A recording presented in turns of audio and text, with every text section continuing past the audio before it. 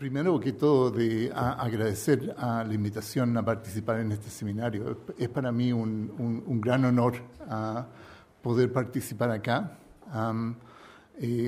especialmente en el contexto de la seminario inaugural de la Conferencia de Desarrollo Humano. Yo trabajo en la Universidad de Manchester.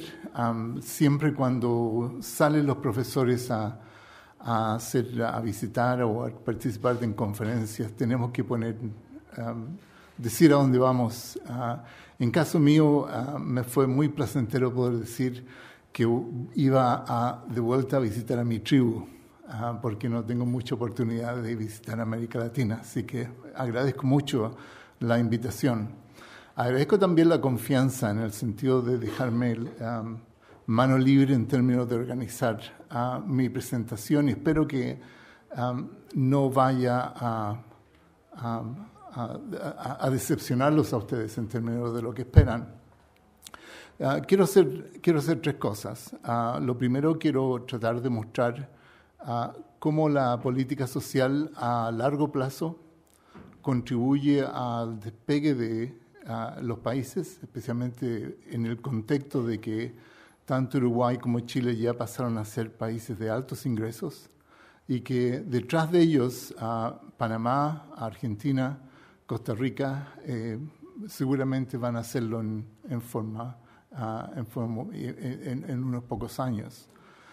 Lo segundo, quisiera decir algo acerca de la pobreza infantil, porque si hay un tema donde el pasar a ser país de altos ingresos quizás no mejora significativamente la cosa en términos de la pobreza infantil. Y quiero demostrar cómo los cambios que hemos tenido en la región, la significativa reducción de la pobreza, no ha cambiado el perfil etario de la pobreza. Siguen siendo los niños quienes están tienen niveles de pobreza mucho más altos que el resto de la población. Y quisiera también decir algo acerca de la pobreza infantil en los Estados Unidos a largo plazo, porque eso nos dice que la tarea va a ser difícil, incluso para los países como Uruguay y Chile. Y después quisiera tener tres reflexiones acerca de los desafíos de la protección social, en términos de las instituciones de bienestar, en términos de la política, y en términos de la justicia. Y con eso termino. Ahora, voy a empezar con... Tengo tres o cuatro gráficos para empezar, que espero que ustedes puedan verlos desde donde están sentados, pero lo voy a tratar de explicar en lo mejor posible. Es una serie de datos del Producto Interno Bruto por cápita, histórico. Empieza a mano izquierda en 1900 y termina por ahí por 2007, 2008, antes de la crisis financiera. Los países que están arriba, por ejemplo, la línea roja describe el Producto Interno Bruto per cápita de los Estados Unidos. Y los países que están inmediatamente abajo son países europeos: Francia, Alemania y el Reino Unido. Y después los otros países de abajo, el negro es Uruguay y el verde, me parece, es Chile. Ahora, ustedes pueden ver que hay un despegue en el Producto Interno Bruto por cápita por ahí a mediados del siglo pasado, que está relacionado, asociado con la Segunda Guerra Mundial y el cambio en las instituciones en los países que hoy son países de altos ingresos. Ahora, desde el punto de vista de la economía, quizás nosotros vemos este gráfico y pensamos en, por ejemplo, la reconstrucción de los países europeos después de la Segunda Guerra. El empleo pleno que ocurrió entre los años 50 y los años 70, que generaron entonces una productividad en el desarrollo de las economías. Pero desde un punto de vista de la política social, quizás lo que hay que pensar son los estados de bienestar. Y el desarrollo económico de estos países después de la Segunda Guerra Mundial tiene mucho que ver, está muy asociado con un compromiso, especialmente en los países europeos, de reducir y erradicar la pobreza y de proveer a todos los ciudadanos con servicios de salud, de educación de alta calidad para todos. Y eso quizás también es una de las dimensiones y las perspectivas que explican el despegue que ustedes pueden ver ahí. Ahora, si nos referimos rápidamente a Chile y Uruguay, como ustedes pueden ver, hay un despegue que empieza por ahí por el 1990, mediados de 1990. Y hay una discusión, por ejemplo, en términos de si los países de medianos ingresos tienen un techo. Es difícil pasar de ser exitosos a nivel de medianos ingresos y poder pasar a los altos ingresos. Y tenemos que también congratularnos y felicitar a estos dos países que lo han hecho en términos de romper ese techo. Y también estudiar cuáles son las políticas sociales que, como en el caso de los países europeos, han contribuido a este despegue. Eso me parecía para empezar. Ahora, quisiera, en términos de esto, discutir un poco acerca de la pobreza infantil. Tengo varias razones de hacerlo. Punto uno, que la pobreza infantil, como ya lo hemos escuchado hoy, tiene un valor intrínseco. Reducir, erradicar la pobreza infantil es un objetivo crítico para todos los países del mundo, incluidos por los países de América Latina. Pero que quiero también usar un poco esto de la pobreza infantil para demostrar un par de cosas. Punto uno, de que la cosa no se pone mucho más fácil con el desarrollo económico, que en el fondo, en la medida que los países se desarrollan, la pobreza se va concentrando en los niños. Y lo segundo que quiero demostrar es que aun cuando hay países que tienen y han puesto recursos bastante fuertes en la reducción de la pobreza infantil, esta ha sido muy persistente, incluso en los países de altos ingresos. Quiero empezar con Chile. Lo que ustedes pueden ver en este gráfico es el perfil etario de la pobreza. Como ustedes pueden ver de la izquierda, con los niños de 0 a 4 y a la derecha a los de 65 para arriba. Como ustedes pueden ver, el perfil va bajando con la edad. La pobreza estimada en términos de la línea nacional de pobreza en 1990, al retorno de la democracia, para los niños de 0 a 4 era casi más del 50%. En cambio, la pobreza estimada para los sectores, para los grupos etarios de mayores, era mucho más baja, alrededor de casi la mitad, el 25%. Si lo comparamos eso con el año 2009, 20 años de reducción significativa de la pobreza en Chile, podemos ver en la línea roja una reducción bastante marcada. Pero el perfil etario de la pobreza no cambia mucho. Todavía se mantiene una incidencia de pobreza mucho más alta en los niños que en los grupos de edad mayor. Y si hacemos dos escalas, una mano izquierda para 1990 y una mano derecha para el 2009, vemos claramente de que la gran reducción de la pobreza en Chile no tuvo mucho efecto en términos del perfil etario. Incluso en 2009, con datos de CACEN, la pobreza del grupo de 0 a 4 es casi 3 veces más que la pobreza de 65 para arriba. Entonces, el proceso de desarrollo económico en Chile, la reducción de la pobreza, no tuvo mucho efecto sobre este perfil etario. Ahora, si lo vemos en países avanzados o en países de altos ingresos, también podemos ver la misma situación. En este gráfico tengo 30 años de la sobreestimación y bajoestimación de la pobreza en países europeos.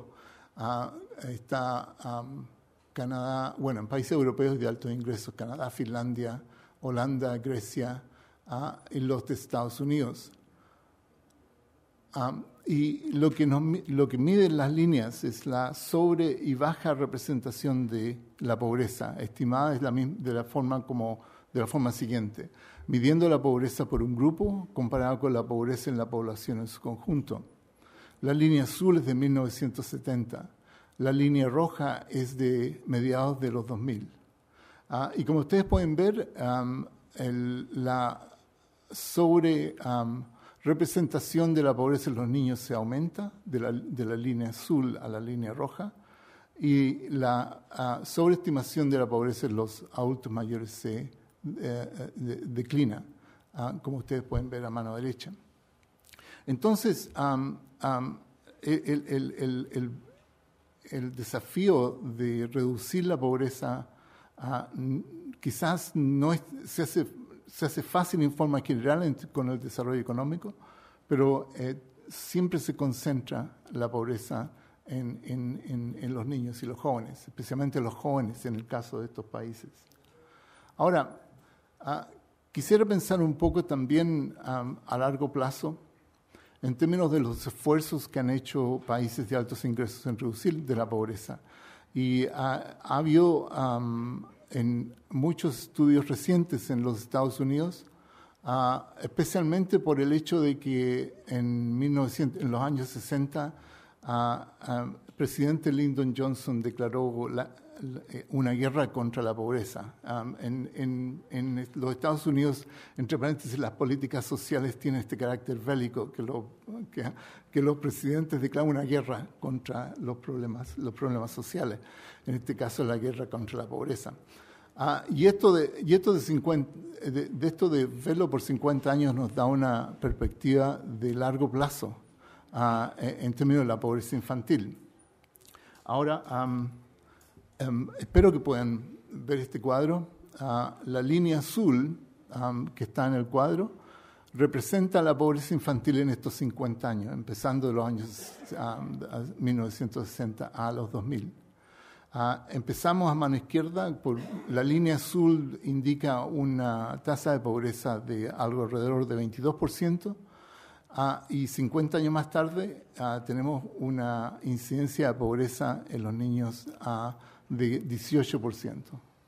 50 años de esfuerzo de reducir la pobreza en la guerra contra la pobreza en los Estados Unidos han tenido, como ustedes pueden ver, una efectividad muy limitada en reducir la pobreza. Ahora, esto no es porque los gobiernos norteamericanos no han puesto recursos y esfuerzo en reducir la pobreza. De hecho, lo podemos ver esto con la línea roja que pueden ver y la línea gris que está hacia arriba.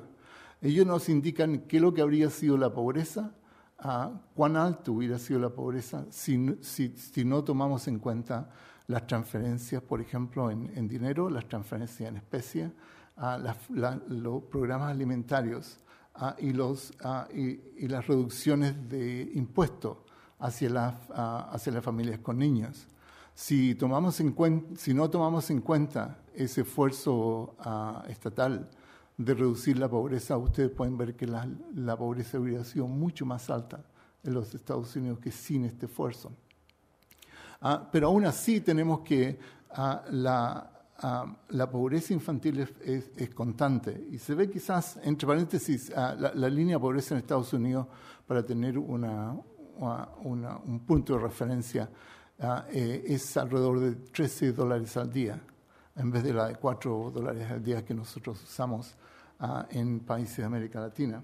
Ahora, si vemos la pobreza extrema, que es la mitad de la línea de pobreza, o lo que los norteamericanos describen como deep poverty, pobreza aguda, que es alrededor de $7 al día. Ustedes pueden ver una línea constante en estos 50 años de la guerra contra la pobreza, la pobreza infantil es alrededor del 6%. De nuevo, también podemos ver ahí que el esfuerzo estatal ha sido bastante importante, porque sacando las transferencias de diferente tipo hubieran llevado a líneas de pobreza mucho más altas, de pobreza aguda o pobreza extrema. Ahora, quiero resumir un poco lo de estos cuadros. Lo primero que las políticas sociales tienen una incidencia importante en el despegue económico y el desarrollo social y económico de los países, como lo vimos con la comparación de los países de altos ingresos y Chile y Uruguay. Lo segundo, que el desarrollo económico está asociado con la reducción de la pobreza en general, pero que no garantiza una reducción en la pobreza infantil. Lo tercero, que la sobrerepresentación de los niños y los jóvenes en la pobreza no cambia con el desarrollo económico, como nos da el ejemplo de los Estados Unidos. Y lo último es que incluso con políticas, con un esfuerzo estatal significativo, como es el de Estados Unidos, aún se mantiene la persistencia de la pobreza infantil. Quisiera pasar un poco a las reflexiones que tengo al respecto. Lo primero es, mirando de la perspectiva regional, hemos tenido un cambio bastante significativo en las políticas sociales, especialmente el desarrollo de programas de transferencia y servicios hacia las familias con niños y especialmente las familias con niños en pobreza extrema, pobreza moderada. De hecho, ahora alrededor del 25% de la población en la región tiene acceso, por ejemplo, a programas de transferencia condicionadas. Y esos programas se han desarrollado en forma muy rápida desde la mitad de los años 90. Ahora, eso es una historia que sabemos todos en esta sala, pero quisiera recalcar 4 cosas que a mí me parecen son muy importantes. Lo primero es la inclusión de los sectores que estaban excluidos, sectores de bajo ingreso, informales, en la protección social. El crecimiento, la expansión de la asistencia social, de programas dirigidos a estos sectores ha sido muy importante en la inclusión. Se ve quizás más en forma más marcada en términos de la protección social a los adultos mayores, donde estamos llegando casi a niveles regionales de 80% de los adultos mayores con acceso a alguna forma de protección social. Lo segundo, que han marcado el rol de las familias en la protección social. Los programas de transferencias han hecho mucho hincapié en dirigirse hacia las familias, porque ahí está la agencia que se puede potenciar para la reducción de la pobreza. Lo tercero, que han abierto un espacio para la inversión social. Han puesto la inversión social más arriba en términos de nuestras prioridades. Y lo otro, que han generado una institucionalidad moderna en términos de Ministerio de Desarrollo Social, en términos de registro de la población vulnerable y en términos de programas, la evaluación de impacto hacia los programas de transferencia. Tenemos un cambio significativo en la institucionalidad de las políticas sociales. Ahora, esto me parece muy importante. Me parece que esto se va a profundizar en el futuro. Y tengo 2 puntos que quizás tienen relevancia en este sentido. Lo primero es una sensibilidad hacia las intervenciones de temprana edad. Al principio de los programas de transferencia condicionada empezaban con la escuela, empezaban con la inscripción de los niños en la escuela, con el registro y la asistencia a la escuela.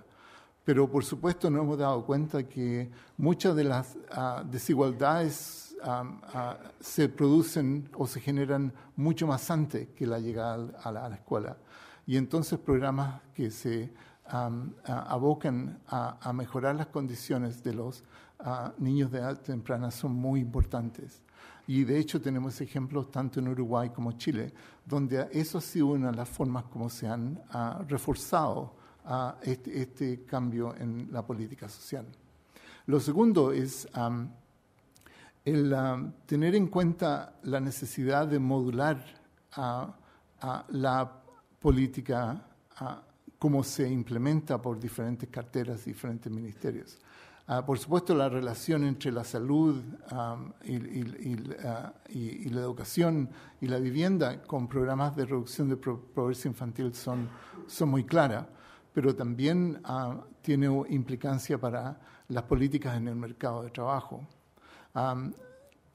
Tomando una frase de unos términos de Espin Anderson, habría que darse cuenta de que las mujeres han sido mucho más exitosas en masculinizar sus roles en el mercado de trabajo, pero los varones hemos fallado en términos de feminizar nuestro rol al interior del hogar.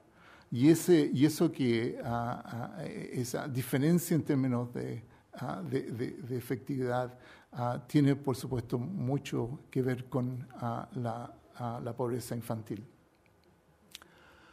Ese es el primer punto.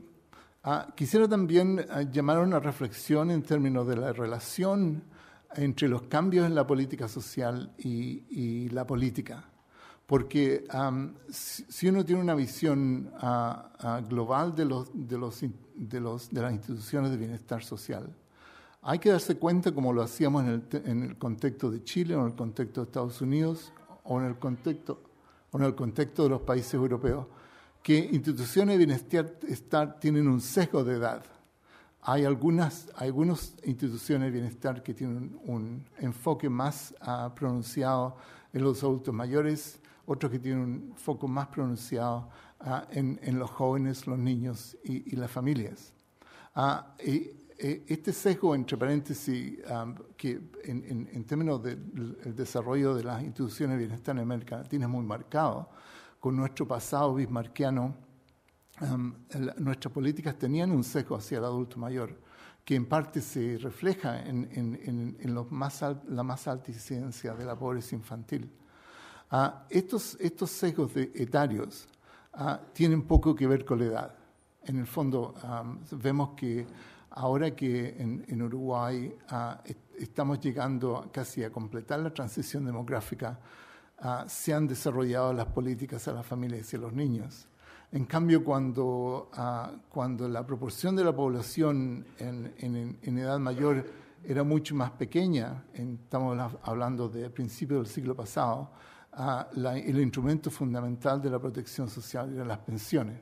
Entonces, no tiene que ver esto mucho con la edad, sino que quizás tiene más que ver con el régimen político en diferentes países. Entonces, en sistemas políticos donde hay mucho más competencia electoral, donde los partidos y los programas de los partidos son importantes en las decisiones electorales, conllevan a grupos, a instituciones de bienestar que son más de ciudadanía y son más dirigidas a los sectores jóvenes y las familias. En cambio, los regímenes políticos que son mucho más estratificados, como el bismarckiano que conocemos muy bien, llevan a un sesgo de las instituciones hacia los adultos mayores. Ahora, hay un estudio que he mencionado en más arriba, como ustedes pueden ver, que ha estudiado esto en detalle en términos de los países de altos ingresos. Pero quizás tendríamos también que repensarlos un poco en el contexto del cambio de la protección social, los cambios de la protección social en América Latina, de quizás los cambios que hemos visto en términos de un mayor esfuerzo en la protección hacia los niños y las familias, tiene que ver con una profundización de la democracia y también tiene que ver con la competencia electoral que hemos visto en nuestros países.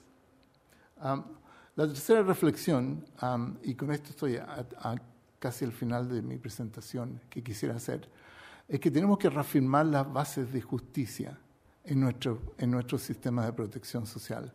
Muchas veces cuando discutimos instrumentos, programas, políticas, tenemos, quizás damos mucho más privilegio a la efectividad de las políticas públicas, y eso es importante.